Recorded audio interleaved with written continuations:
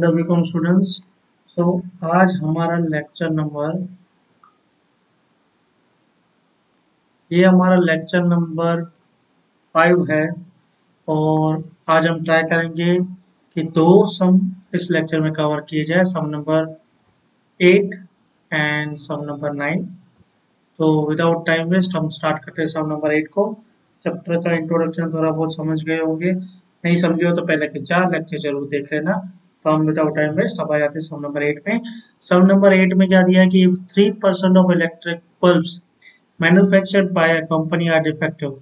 मतलब एक manufacturing company है, अब इतने सारे मैन्युफैक्चरिंग कंपनी मैन्युफैक्चरिंग करती होगी बल्ब, तो जाहिर सी बात है कि जो डिफ्यूज होने के सक्सेसेस है, ठीक है, मतलब डिफेक्टिव पीस होने के सक्सेस है वो कम ही रहते हैं। इसके लिए इस तरह के सम्स में ही पॉइजन डिस्ट्रीब्यूशन लगता है, बराबर ना। तो 3% यहाँ पे दिया गया है आपको प्रोबेबिलिटी। तो पी आपका 1/3 है, मतलब ये 3% समझ लो।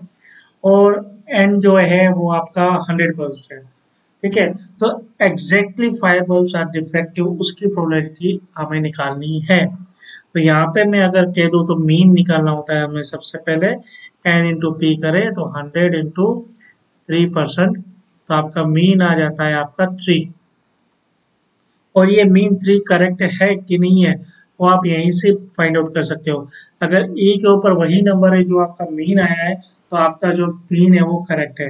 और E-3 की वैल्यू यहाँ पे हमें दी है 0.0498।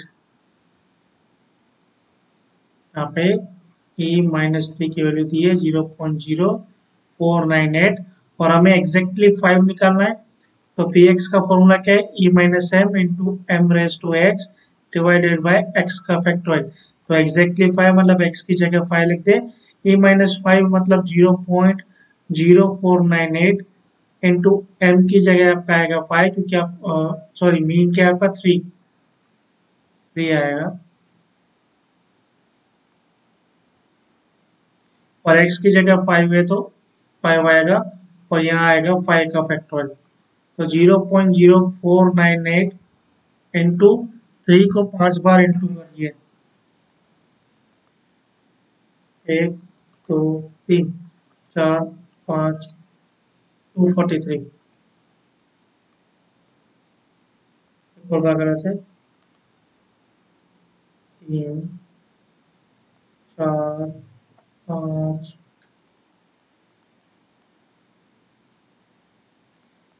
1 2 3 4 5 729 आएगा। कैलसी में थोड़ी गड़बड़ी आ गई है। 729, 5 का factor 5 into 4 into 3 into 2 into 1, 120।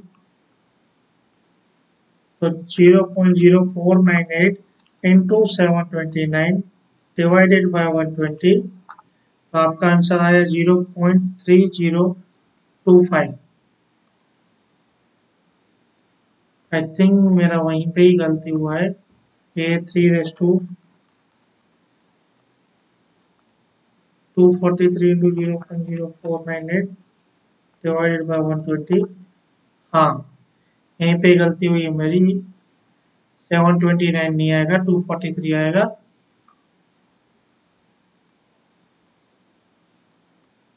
Exam में ऐसा हो तो 3 इंटू 3 ऐसे करके ये 9981 इंटू 3 कर दो, 243। तो ये आपका 243 आ गया, ठीक है। ऐसे छोटी मोटी गलतियां हो सकती है, सही बात है। अब हम यहाँ पे आंसर निकाल दिया हमने। क्या आंसर आया? 0.0498 इंटू 243 डिवाइडेड बाय 120। तो ये आपका आंसर आया 0.1008, 0.1008 ये रहा, ठीक है। तो ये इजीली बहुत इजी सम था आपका। अब हम आते हैं सम नंबर 9 की ओर। तो in one hospital 3% of the patients demand special room. अब 3% पेशेंट ऐसे है कि वो स्पेशल रूम की डिमांड करते हैं, और एक पर्टिकुलर डे पे 3 स्पेशल रूम हम वेकेंट कर सकते हैं। क्लियर? ये लिखा हुआ है ऑन अ पर्टिकुलर डे, एक दिन में 3 special room. if 50 patients were admitted in the hospital on that day, अगर उस दिन 50 पेशेंट एडमिट हुए हॉस्पिटल में, तो प्रोबेबिलिटी निकालो कि no patient demand special room, ठीक है, एक भी पेशेंट डिमांड नहीं करता है स्पेशल रूम के लिए, तो आपका प्रोबेबिलिटी जो है वो सक्सेस के चांसेस है वो 0 मान रहे हैं, तो px जो आपका रहेगा वो p0 रहेगा। और सेकंड दिया है demand for special room were not met, चलो उसका मैं आपको समझाता हूँ कैसे करना है। सबसे पहले हमें निकालना पड़ेगा मीन, तो यहाँ पे 9th सम का मीन निकालो तो n इंटू पी, तो n आपका जो है वो 100 है, सॉरी 50 है, 50 का 3% आपका जाएगा 1.5, और हमारा मीन करेक्ट है वो यहाँ से हमें पता चल सकता है। अब प्रोबेबिलिटी जो किया कि e माइनस 1.5 का वैल्यू क्या है 0.2231, तो p0 जो हमें निकालना है वो तो आपका क्या आएगा e minus 1.5 into m raise to x divided by x factorial, तो 0.2231 इंटू m जो आपका है 1.5 रेज टू 0 डिवाइडेड बाय 0 का फैक्टोरियल, तो ये हो गया 0.2231 इंटू 1.5 रेज टू 0 क्या हो गया 1 डिवाइड बाय 1, तो 0.2231 आपका फाइनल आंसर है ये रहा फर्स्ट का, क्योंकि एक भी रूम मेट नहीं कर रहा है तो क्या हो गया p0 हो गया। अब सेकंड जो इम्पोर्टेंट है कि demand for special room were not met, मतलब क्या हुआ इसका मतलब ये है कि डिमांड की पर मिली नहीं, तो देखो एक दिन में 3 स्पेशल रूम हम वैकेंट कर सकते हैं, पेशेंट 50 है, तो हो सकता है एक ने डिमांड की हो, 2 ने की हो तो भी मिल जाएगी, 3 ने की हो तो भी मिल जाएगी। ये क्या बोल रहे हैं कि डिमांड की और मैट नहीं हुई, मतलब तो फिर क्या होगा 4% ने डिमांड की होगी, 5 करेगा तो नहीं मैट होगी, 6 करेगा तो नहीं होगी, क्योंकि दे तो हम 3 सकते हैं, बराबर, मतलब 50 पेशेंट में से हम 3 को दे सकते हैं, बाकी 47 को नहीं दे सकते, तो बाकी 47 की प्रोबेबिलिटी निकालो। तो अभी हम क्या करते हैं, अभी जिसकी प्रोबेबिलिटी निकालनी होती है, एक की निकालनी होती तो P1 करते, 2 की निकालनी होती तो P2 करते, 3 की निकालनी होती तो P3 करते, तो अब 47 की आप P47 डायरेक्ट नहीं कर सकते हो, तो हर एक की अलग अलग निकालनी पड़ेगी, P4 P5 P6 P7, फिर उन सब की हमको प्लस करनी पड़ेगी, ठीक है ना। अगर सपोज करो यहाँ पे बोलता एक की निकालो तो P1 निकालते, 2 की निकालो तो P2 निकालते, 3 की तो P3, तो यहाँ पे तो हमें डिमांड मेट नहीं हुई, मतलब कि 4 5 6 ऐसे हुए होंगे डिमांड, तब जाके हम मेट नहीं कर पाए होंगे, मतलब क्या करना पड़ेगा P4 से लेके P50 तक मुझे हर एक की प्रोबेबिलिटी निकाल कर उन सब का प्लस करना पड़ेगा। तो इसको बचने के लिए एक सॉल्यूशन है, क्या है कि जहाँ पे आपको ज्यादा नंबर्स निकालने हो तो कम नंबर्स जो भी निकलेंगे आपके कम नंबर्स आप निकाल सकते हो, जैसे यहाँ पे मैं P0 से लेके P3 तक निकाल सकता हूँ, और इसको मैं 1 से माइनस कर दूंगा। 1 से क्यों माइनस करना वो रूल है, 1 से माइनस कर दो, 1 क्या रहता है टोटल, जो टोटल रहता है प्रोबेबिलिटी का आपका, फिर n का टोटल रहता है वो आपका 1 रहता है प्रोबेबिलिटी का, ठीक है, तो 1 में से वो 3 माइनस कर दूंगा तो बाकी रिमेनिंग क्या रहेगा 47 का रहेगा, क्लियर। और यकीन नहीं है तो आप भले 4 से लेके 50 तक निकालो, सबको प्लस करो, जो आंसर ये निकाला है ये आएगा वही आपका वो आंसर आएगा, ठीक है। तो P0 तो हमारे पास है, P0 आपका क्या है वो ये रहा 0.2231,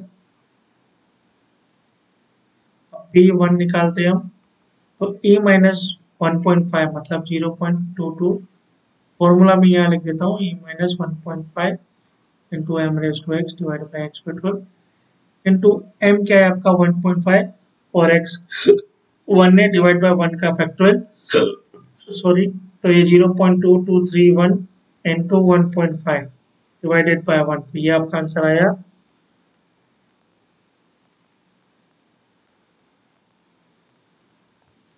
ये आपका आंसर आया 0.33465। अब P2 निकालते हैं हम, तो 0.2231 into 1.5 raised to 2 divided by 2 factorial. तो 0.2231 into 1.5 को 2 बार इंटू कर दो तो 2.25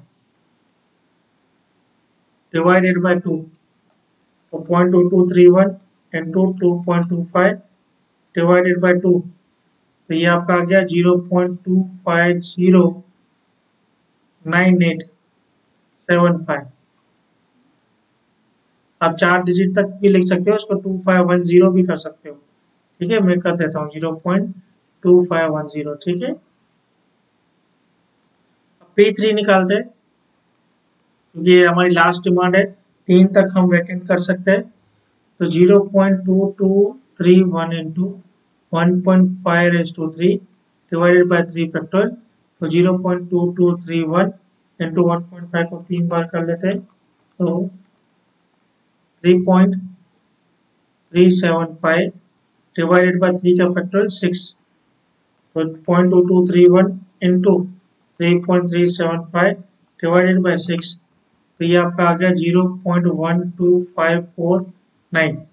तो यहाँ पे हम P0 plus P1 plus P2 plus P3 निकालना है हमें, और ये हमारा सेकंड क्वेश्चन है।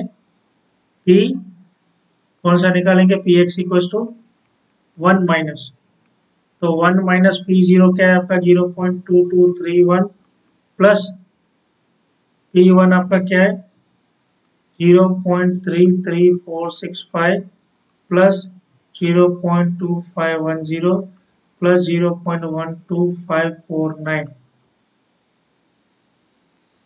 तो ये आ गया 1 माइनस, हम प्लस करते 0.2231 प्लस 0.33465 प्लस 0.2510 प्लस 0.12549। तो ये आपका आ गया 0.93424। तो 1 माइनस 0.93424 आपका आंसर आया 0.06576। तो इसको हम 0.0658 भी बोल सकते हैं। ये आपका आंसर आ गया 0.0658। तो आई होप कि आपको समझ में आ चुका होगा सम नंबर 8 और सम नंबर 9।